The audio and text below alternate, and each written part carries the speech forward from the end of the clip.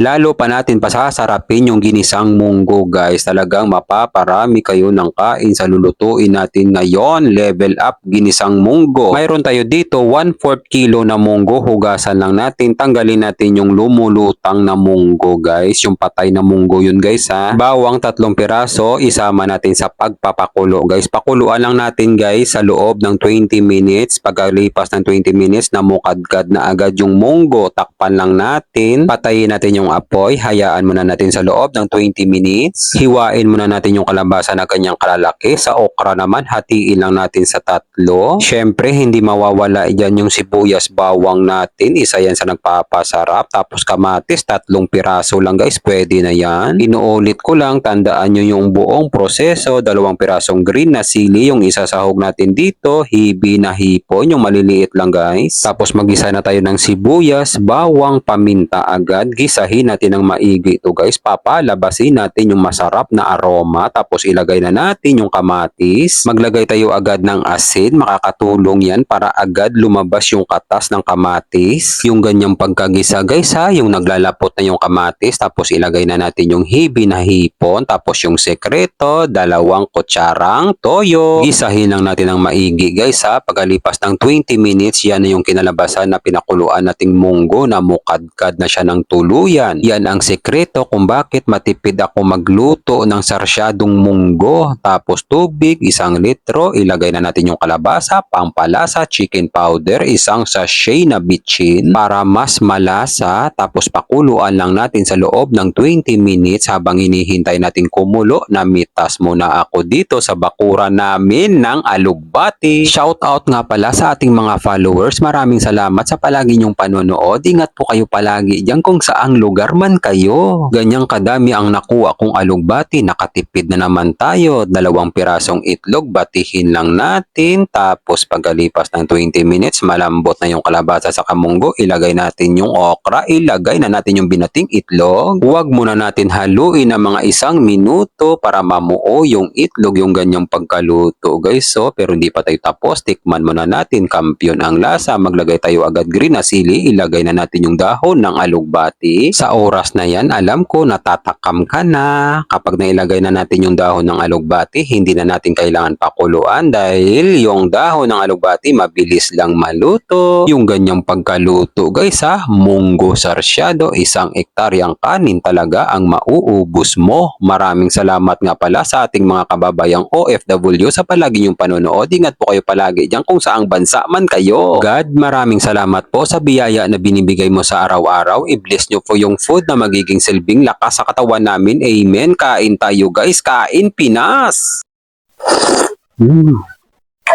Malapot-lapot na yung sabaw guys. Napakasarap.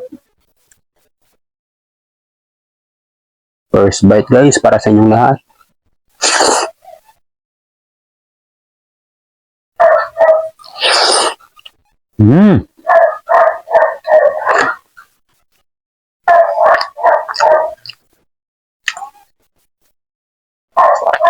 Binuhos ko na guys. Masarap siya ihalo sa kanin agad.